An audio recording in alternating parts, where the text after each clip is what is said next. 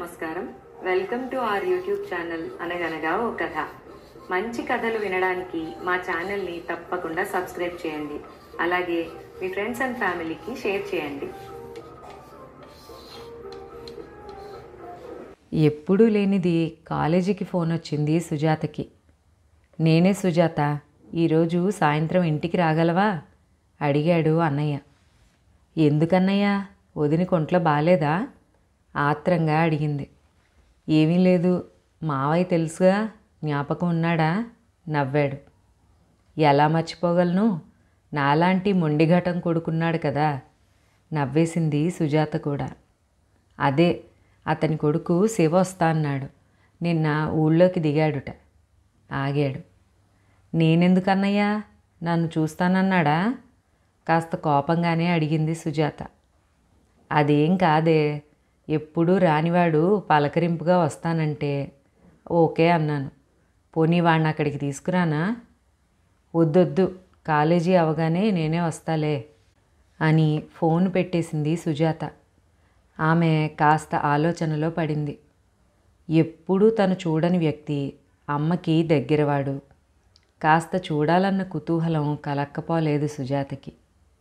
ఏమైంది, అలా ఉందే నీ ముఖం స్నేహితురాలు అడిగింది. కొంపతీసి పెళ్లి చూపులా? నాన్సెన్స్, ఎప్పుడూ ఒకటే ఆలోచన, పెళ్ళి, మొగుడు, కాపురం, పిల్లలు. చచ్చా. మరి ఏమిటే? ఎవరో చుట్టాలు వచ్చారుట, అమ్మ పోయాక వాళ్ళు పలకరించటానికి వస్తున్నారు, నువ్వు వస్తే బాగుంటుందని అన్నాడు అన్నయ్య అని విసుక్కున్నందుకు సిగ్గుపడి వివరంగా చెప్పింది సుజాత. గుడ్, విడిగా వచ్చేసినంత మాత్రాన వెనకాల తలుపులు మూసేసుకుంటూ వెళ్ళకూడదు సుజాత అంది ఫ్రెండ్. నిజమేనేమో అనుకున్నాను. దాని గురించి పెద్దగా ఆలోచించి బుర్ర పాడు చేసుకోకూడదని అనుకుంటూ ఇంటిదారి పట్టింది సుజాత. లిఫ్ట్ కేసి నడుస్తున్న సుజాతను చూసి వాచ్మ్యాన్, అమ్మగారు లిఫ్ట్ పనిచేయట్లేదు, ఇంకో గంటకు కానీ రిపేర్ పూర్తి కాదన్నారు అని చెప్పాడు. పర్వాలేదులే వెంకటేష్, మెట్లెక్కేస్తాను అంటూ పక్కనే ఉన్న మెట్లకేసి నడిచింది సుజాత. 10 మెట్లు ఎక్కిందో లేదో సుజాత గారు అన్న పిలుపు వినిపించి ఆగి వెనక్కి తిరిగి చూసింది. చిరునవ్వు ముఖంతో, నేనండి రమణి, మీ ఎదుటి ఫ్లాట్లో ఉంటున్నాం. సొంతం కాదులేండి, అద్దెకున్నాం.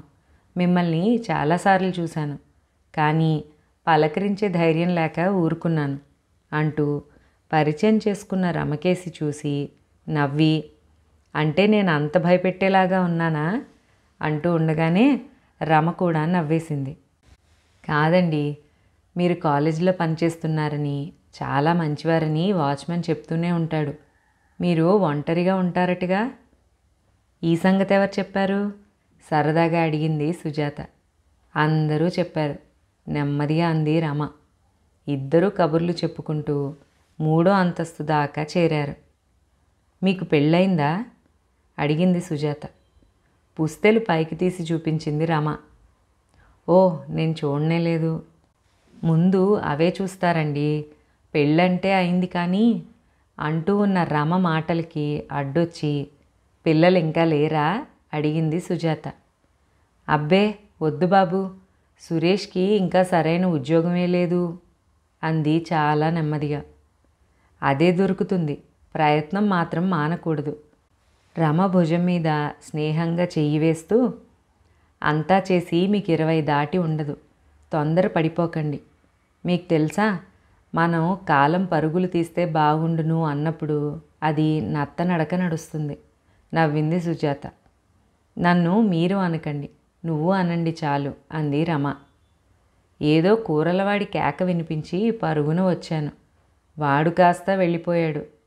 ఇంకా రమ మాట పూర్తి అవ్వకుండానే గమ్యం చేరారు. సురేష్ ఎవ్వరింటికి వెళ్ళొద్దంటాడు, తలుపులు తెరిచి కూర్చోవద్దంటాడు. అబ్బా, నాకు ఆ ఫ్లాట్లో ఊపిరి సలపదంటే నమ్మండి. మీలాగా నేను కూడా ఉద్యోగం చేస్తే ఎంత బాగుంటుందో నిట్టూరుస్తూ అంది రమ. ఎంత దాకా చదివారు అడిగింది సుజాత. బీకాం చదువుతూ ఇదిగో.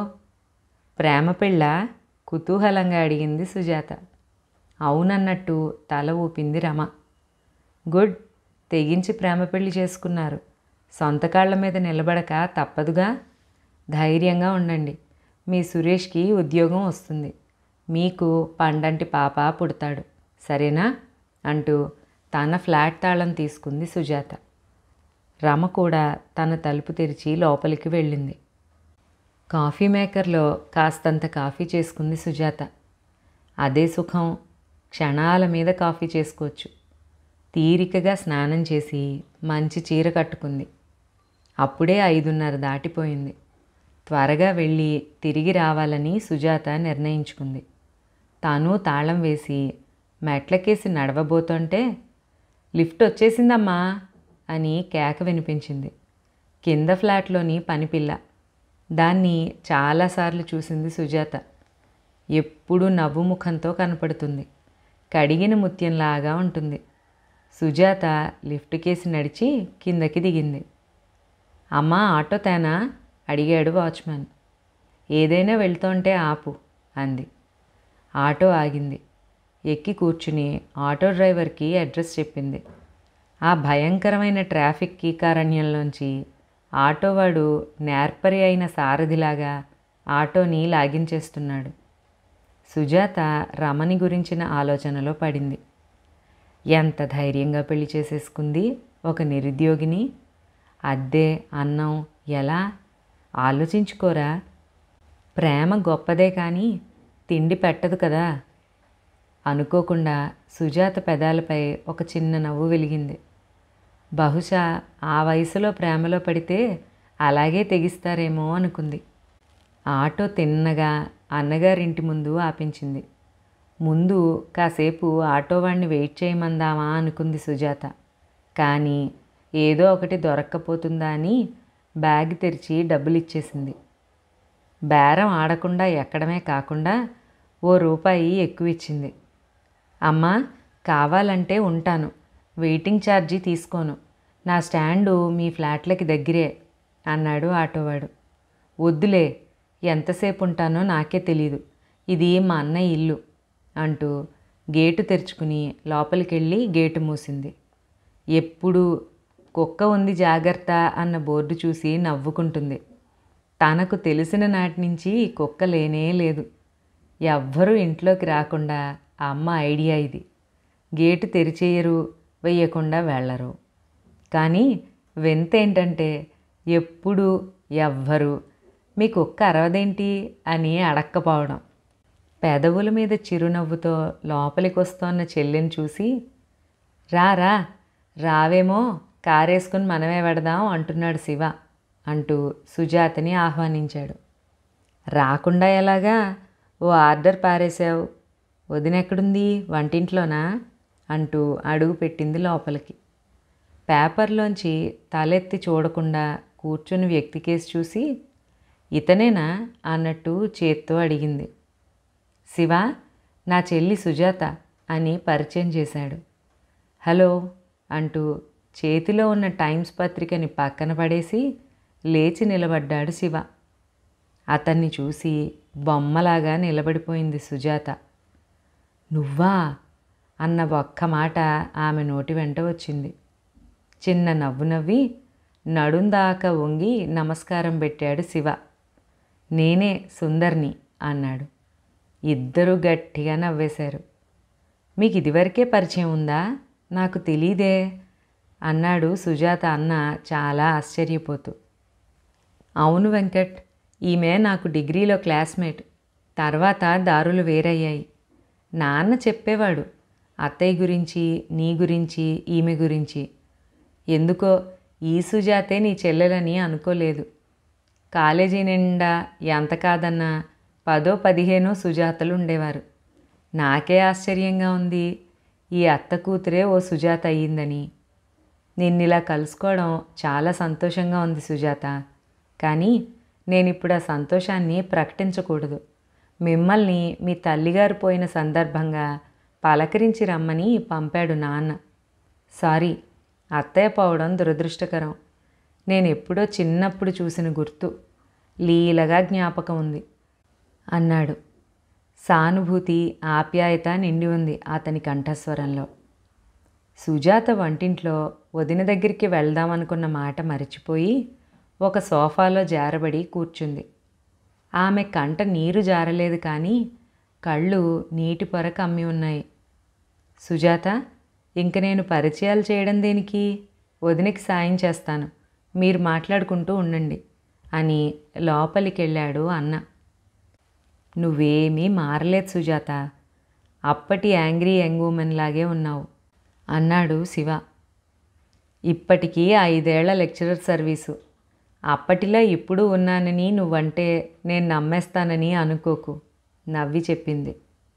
అదే, సరిగ్గా అలాగే ఉన్నావు.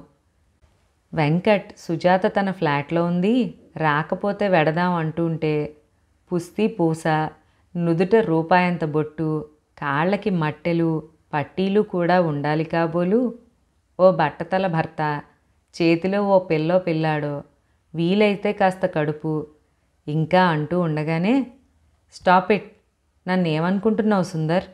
నేను నా నమ్మకాలని ఆశయాలని గాలికి వదిలేశాననుకుంటున్నావు కదూ? అది మీలాంటి వాళ్ళు. ఈ అందరు పిల్లలు ఏమిటి? కాస్త హేళనగా అడిగింది. పిల్లలా? అమెరికాలో అది సాధ్యమే అను, కానీ నేనంత తెగించలేదు సుజాత. కాలేజ్ రోజుల్లోనే నేను అమ్మాయిని గాఢంగా ప్రేమించేశాను. ఆమె అప్పుడే స్త్రీవాది కాబోలు, చుట్టూ ముళ్ళకంచె, కళ్ళకు గంతలు కట్టుకుని ఉండేది అని చెప్పి నవ్వి సుజాత ముఖంలోకి చూసి, ఆమె పేరు సుజాతే సుమా. ఆశ్చర్యం ఏమిటంటే ఆమె ఇప్పటికీ మారకపోవడం, బెంగ ఏమిటంటే ఆమె నా మేనత్త కూతురు అవడం. పిటీ మీ సుజాత అన్నాడు అవసరం లేనంత నమ్రత ప్రదర్శిస్తూ. మీ మగవాళ్ళకి స్త్రీకి లక్ష్యాలుంటే ఆమె స్త్రీవాది, అదో తిట్టులాగా అంటారు. నేను నా లక్ష్యాలు వదల్లేదు, దారి మళ్ళలేదు. ఏ, ఆడదానిలాగా కనిపించటం మానేశానా? కాస్త ఆవేశంగానే అంది సుజాత. ఆగాగు, నేను అందుకనలేదు. మా నాన్న అత్తయ్యను గురించి చెప్పిన మాటలను బట్టి నేను ఊహించుకున్న అత్త కూతురు నేను వర్ణించింది. కానీ నువ్వే నా కాలేజీ సహచరివని నేనెలా ఊహించగలను? మీ అన్నయ్య ఎంతసేపు ఉద్యోగం చేస్తూ ఫ్లాట్లో ఉంటుంది అన్నాడే కానీ భర్తతో ఉంటోందని చెప్పలేదు. సరికదా, రాకపోతే వెళ్ళి చూద్దాం అనేసరికి సంసార జంజాటం వల్ల రాలేవేమో అనుకున్నాను. సారీ, నీ రెక్కలు బలంగానే ఉన్నాయి. పూర్తిగా విప్పి నీ పయనం నువ్వు సాగిస్తున్నందుకు ఆనందంగా ఉంది సుజాత అన్నాడు. Thank you. నీ సంగతి చెప్పు. నువ్వు ముందో సస్పెన్స్ విప్పు. ఏమిటో అది? కుతూహలంగా అడిగింది. నువ్వెందుకు పెళ్లి చేసుకోలేదు? ప్రేమించతగ్గవాడెవ్వడూ తారసపడలేదా? లేక? ఆగాడు. తారసపడలేదు సుందర్. అలా పడుంటే పెటీలున పెళ్ళాడేదాన్ని కాదు. మనిషి మనిషి కలిసి ఒక కప్పు కింద బతకడంలో చాలా చాలా ఇబ్బందులున్నాయని ఉంటాయని పెళ్ళైన నా కొలీగ్స్ చెప్తూనే ఉంటారు. నేను ఊహించనక్కర్లేదు. నా కొలీగ్ ఒకరోజు ఏమందో తెలుసా? సుజాత, పెళ్ళంటే ఏమిటో తెలుసా అని అడిగింది. మామూలుగా నవ్వేస్తూ, అదే కదా 100 ఏళ్ల పంట అన్నాను. దానికి ఆమె సమాధానం విని నా బుర్ర తిరిగిపోయింది అంటూ ఆగింది సుజాత. సస్పెన్స్ వద్దు, ఏమందో చెప్పు. శత్రువుతో ప్రయాణం, ప్రతి క్షణం నిన్ను నువ్వు కాపాడుకుంటూ అతగాడది గ్రహించకుండా ఉండేలా అవస్థపడుతూ జీవితం సాగించటం అంది. అతని ముఖంలోకి చూస్తూ నిట్టూర్చింది సుజాత. శివసుందర్ మౌనంగా ఉండిపోయాడు. ఏమనడానికి మాటలు రావడం లేదా అడిగింది సుజాత.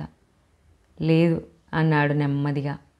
వారి మధ్య అలముకున్న నిశ్శబ్దాన్ని ఛేదిస్తూ, అరే, మీరు ఇలా కూర్చున్నారేమిటి? కబుర్లు అయిపోయాయా అంటూ ట్రేలో కాఫీ కప్పుతో వచ్చింది సుజాత వదిన. అంత ఏకాంతంలో మాట్లాడుకోవాల్సినవేం ఉండవదినా. మేనమావతోనే నాకా చనువు లేదు, ఇంకా అతని కొడుకుతో ఏముంటుంది? నవ్వుతూ ఓ కప్పు అందుకుని అతనికి అందించింది. రెండోది అందుకుంటూ, ఈ టైంకి కాఫీ ఎందుకు వదినా? భోజనం పెట్టవా ఏంటి అడిగింది. నీకిష్టమని పెరుగు పులుసు చేశాను. తిని వెళ్లే ముందు కొంచెం జ్ఞాపకం చెయ్యి. కొంచెం పట్టుకెళ్ళి ఫ్రిడ్జ్లో పెట్టుకుందు గాని అంటూ లోపలికి వెళ్ళిపోయింది. వదినా వదినా అనే వింటున్నాను. మీ వదిన పేరేమిటి? సరస్వతి. చదువులో కాదు, సంగీతంలో. ఒక చదువుల సరస్వతి ఇంటికి చాలదా? నవ్వేశాడు. ఇద్దరూ కాఫీలు ముగించారు. ఇప్పుడు ఎక్కడో కాపురం? అడిగింది. యుఎస్లో ఉద్యోగం. అక్కడ తిరుగుడెక్కువ. అప్పుడప్పుడు ఇండియాలో కూడా ఉంటుంది తిరగడం. విసుగెయ్యదా? నచ్చిన పని చేస్తున్నప్పుడు విసుగెందుకు వస్తుంది? అయినా నన్ను కట్టిపడేయడానికి ఎవ్వరూ లేరు. బాధగా ఉందా? వేళాకోళం చేసింది. ఉంది, లేదు. కావలసిన పిల్లను నేను దక్కించుకోలేకపోయాను. వద్దనుకున్న వాళ్ళు చుట్టుముట్టేస్తూ ఉంటారు. అది అన్నాడు. అదే అమెరికా పెళ్ళికొడుకు అంటే ఈ దేశం ఎర్రతివాసి పరిచి ఆహ్వానిస్తుందే. మీ నాన్నకి సంగతి తెలుసుండాలే. పాపం నాన్న. నువ్వు మీ అమ్మ మాట విన్నావా? లేదే. నేను నాన్న మాట వినలేదు, వినలేను కూడా. ఆయన ఆదర్శం వేరు, నా ఆశయం వేరు. అదేమిటో తెలుసుకోవచ్చా? కొంటెగా అడిగింది. నువ్వే, అది నీకు తెలుసు. చాలా గంభీరంగా అన్నాడు శివసుందర్. మీ అన్నతో కూడా ఇప్పుడు చెప్పలేదు. నువ్వు వచ్చాక నీ రియాక్షన్ ఎలా ఉంటుందో చూసి కానీ చెప్పదలుచుకోలేదు. మా నాన్న చూచాయగా నీ గురించి చెప్పాడు, కానీ నా సుజాత కాదేమో అని ఆలోచించలేదు. బహుశా పరామర్శించే వంకన నిన్ను చూడాలి నేను అని మా నాన్న అభిమతం అయ్యుంటుంది. సారీ సుజాత, నా సుజాత నువ్వే అని ఊహలో కూడా అనుకోలేదు. చెప్తే నవ్వనంటే ఓ విషయం చెప్పనా? చెప్పు చెప్పు. అమెరికా వాళ్ళ కబుర్లు వినటానికి చాలా బాగుంటాయి. మన కాలేజ్ ఆఫీస్ క్లర్క్కి కాస్త లంచం ఇచ్చి ఆయా సంవత్సరాల్లోని సుజాత నామధేయుల పేర్లు సంపాదించాను, అడ్రస్లతో సహా. నవ్వాడు. అప్పటికీ తెలియలేదా? ఇంతకీ నీది సాఫ్ట్వేరా హార్డ్వేరా? నవ్వుతూనే వేళాకోళంగా అడిగింది. రెండూ కాదు, మార్కెటింగ్, గ్లోబల్ అన్నాడు. సారీ, మా అడ్రస్సు మారింది. నాన్న పోయాక ఒకసారి, అమ్మ పోయాక ఇంకోసారి. అందుకే గుర్తించలేదు. మావయ్య చెప్పుంటాడే. నీలాంటి దాన్ని కట్టుకుంటే ఏ మగవాడు సుఖపడలేడని ఖచ్చితంగా చెప్పేశాడు. మర్యాదకి మీ అన్నయ్యని పలకరించి రమ్మని, మా భూమి మీ నాన్నగారిచ్చిందేనని చెప్పాడు కూడా. ఉద్యోగం బావుందా? తెగ తిరగడం కష్టం అనిపించదు? కుతూహలంగా అడిగింది. ఇప్పటి వరకు అనిపించలేదు. పని ముఖ్యం. వెనక్కి పరిగెట్టాలన్న ఆత్రం లేదు కదా అన్నాడు. అన్నా వదిన వచ్చి కూర్చోవడంతో లోకాభిరామాయణం వైపు మళ్ళింది సంభాషణ. మా అన్నయ్యని అమెరికాలో చూడాలని వదినకి చాలా కోరిక కదొదినా? కోరికుంటే మట్టుకు తీరే మార్గం ఉండాలి కదా. మీ అన్నయ్య అల్పసంతోషి, నీకు తెలీదా ఏమిటి? చెప్పింది వదిన. అది కాదండి, చూసి రావడానికి, డబ్బు సంపాదించుకోవడానికి అమెరికా బాగుంటుంది. కానీ అక్కడ కష్టసుఖాలు పంచుకుందుకు ఎవ్వరూ లేకపోతేనే ఒంటరితనం పీడిస్తుంది. మనిషి సంఘజీవి కదా. ఏకాంతము కావాలి, మనుషులు కావాలి. ఈ సమాజంలో అవ్వ కావాలి, బువ్వ కావాలి అనే వాళ్ళకి కొదువ లేదు. కొందరు సాధించుకోగలుగుతారు, కొందరు సర్దుకోక తప్పదు కదా. నవ్వుతూ అంటూనే టైం చూసుకుంది సుజాత. వదిన 7:30. కాస్త తిండి పడేస్తే నేను వెళ్ళిపోతాను ప్లీజ్ అంటూ లేచింది. అన్నీ రెడీగా ఉన్నాయి సుజాత, మీరు రావడం నేను వడ్డించడం అంతే, పదండి అంటూ వంటగదికేసి డైనింగ్ హాల్లోకి నడిచింది సుజాత. ఆమె వెనకాల అందరూ కదిలారు. సరదాగా కబుర్లు చెప్పుకుంటూ, వంటలు ఏ ప్రాంతాల వాళ్ళు ఎలా వండుతారో చెప్పుకుంటూ భోజనం ముగించారు. నిజానికి ఇలాగా పెందలాడే తినడం మంచి అలవాటు. మేము అక్కడ 6-6:30 కూడా ముందే తింటూ ఉంటాం అన్నాడు శివ. తరువాత మీ కాలక్షేపాలు ఏముంటాయి? మాకు దోమలు, ఏడుపుగొట్టు సీరియల్స్ తప్ప ఇంకేం ఉండవు కసిగా అంది వదిన. అలా తోసిపారేయకండి. మంచి సినిమాలున్నాయి, చక్కని సంగీతం ఉంది, జ్ఞాపకం చేశాడు శివ. నా ముఖం సినిమాకెడితే 100-200 వదులుతుందయ్యా. పైపెచ్చు చూసిన సినిమానే చూస్తున్నామేమో అనిపిస్తుంది. ఒక వరుస పేర్లు వచ్చాయంటే ప్రాణం విసిగిపోయేదాకా అవే. సినిమా సంగీతం కూడా అంతే. అన్ని గోల వరుసలు, మాటలు తెలియవు. తీరా తెలిస్తే చాలా సిగ్గుగా ఉంటుందయ్యా బాబు. తారలకి ఒంటిగుడ్డల్లో కరువు అనుకుంటే పాటల్లో మాటలు సిగ్గుపడేలా చేస్తున్నాయి శివ అంది. ఏడుపో నవ్వో ఇంట్లో పడుండడం హాయి.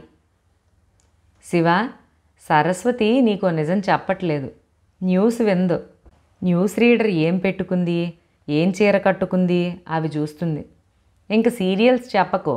ఒంటి నిండా నగలు, పాటూరు పట్టు చీరలే తప్ప బీద బిక్కి హైలో తేడా లేదయ్యా. భరించలేము, చెప్పుకోలేము. ఇంక కార్యక్రమం సమర్పిస్తుంటారు యాంకర్స్, వాళ్ళని చూడాలి. ఫిట్స్ వచ్చి కొట్టుకుంటున్నట్టే అనుకో. ఆ డ్రెస్సులు, వారు మాట్లాడే తెలుగు, మై గాడ్, అధికార భాషా సంఘం వారికే 1-2 పాఠాలు చెప్పేదిగా ఉంటుందయ్యా. ఏం చెప్పమంటావు ఈ సాంస్కృతిక పీడనం?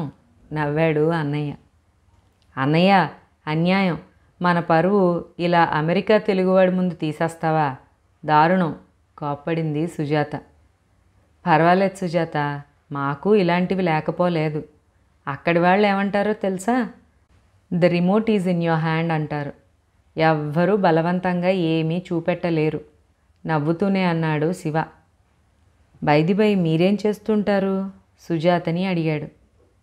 దేశంలో ఏం జరుగుతోందో న్యూస్ చూస్తాను, లేకపోతే ఎఫ్ఎంలో మంచి మ్యూజిక్ వింటూ మంచి పుస్తకాలు చదువుకుంటూ ఉంటాను. ఎంతకంటే ఏం కావాలి? తేలిగ్గా అంది సుజాత. మంచిది. ఇరుగు పొరుగు? ఆగాడు శివ. సుజాతకేసి కుతూహలంగా చూస్తున్నాడు ఆమె అన్నగారు. ఎవరితోనూ అంతగా పెట్టుకోను. వాళ్లే వచ్చి అది ఇది చెప్పుకుపోతూ ఉంటారు. మీకు తెలుసో లేదో, వాళ్ళు చెప్తేనే నేను ఎంత అదృష్టవంతురాలినో అప్పుడప్పుడు తెలుస్తూ ఉంటుంది. నవ్వుతూ లేచి సింకు దగ్గరికి నడిచింది. మీరు తొందరపడి పారిపోకండి. ఈరోజు నన్ను మీ ఫ్లాట్ దగ్గర దింపనివ్వండి, నెమ్మదిగా అన్నాడు శివ. ష్యూర్, ఎందుకు దింపకూడదు? ఈవిడ గారు ఇంకా ఇంటికే రాలేదు. ఏమైందో అనుకుంటూ ఆటో చప్పుడు కోసం ఓ చెవి గేటుకేసి పడేసి ఉంచుతారు. ఇక మోటార్ సైకిల్ చెప్పక్కర్లేదు. ఒక్కొక్కటిగా 25 ఫ్లాట్లలో లైట్లు వెలుగుతాయి అంటూ చెప్పింది. మీరు మరీను ఎవరేమైతే ఎవరికి కావాలి అన్నట్టుంటాయి కదా అపార్ట్మెంట్స్ అన్నాడు. అయ్యా, మీరంటోన్నవి హై క్లాస్వి, నేనుంటున్నది మిడిల్ క్లాస్. వస్తారుగా, చూడండి మీరే అంది. గేటుకేసి మోటార్ సైకిల్ మళ్ళడం చూసి వాచ్మెన్ వెంకటేష్ గేటు తెరిచాడు. అమ్మగారా అన్న ప్రశ్న అడగకుండా అడిగాడు. లోపల లిఫ్ట్ దగ్గర ఆపాడు మోటార్ సైకిల్. నయం, లిఫ్టులో ఎక్కించారు కాదు. అక్కడ తిన్నది అరగాలంటే మెట్ల మీదే వెళ్ళాలి. Good night. ఉంటున్నారా? అడగకూడదనుకుంటూనే అడిగింది సుజాత. ఈరోజు చాలా మంచి రోజు సుజాత. నా ఊహలో కూడా నిన్ను చూస్తానని అనుకోలేదు. నువ్వే అత్తయ్య కూతురివి అని ఎవరైనా చెప్పినా నమ్మేవాడిని కాదు సుమా. నాకెంత సంతోషంగా ఉందో నీకు అర్థం కాదు. అందుకే కాబోలు పెద్దలు అంటూ ఉంటారు, ఒక విషాదం వెనక ఒక ఆనందం తప్పకుండా వస్తుందని. నేను ఇంకా 3 వారాలు ఇండియాలో ఉంటాను. ఎప్పుడైనా ఒకరోజు నువ్వు నన్ను ఆహ్వానిస్తావు కదూ అని అడిగాడు. తప్పకుండాను. ఎందుకు పిలవను? ముందు సంగతి చెప్పు. నిన్ను నేనేమని పిలవాలి? శివ అనా, సుందరనా? నీ ఇష్టం. ఎలా పిలిచినా ఈ దాసుడు పొంగిపోతాడని గుర్తిస్తే చాలు. బాయ్ అంటూ ఇక వెనక్కి తిరిగి చూడకుండా బైక్ని గేటు దాటించాడు. క్షణం పాటు నిలబడి చూసింది సుజాత. వాచ్మెన్ లిఫ్ట్ తెరవటానికని వచ్చాడు. కానీ సుజాత మెట్లెక్కడం ప్రారంభించింది. తర్వాత ఏం జరిగిందో తర్వాయి భాగంలో విందాం. అంతవరకు సెలవు.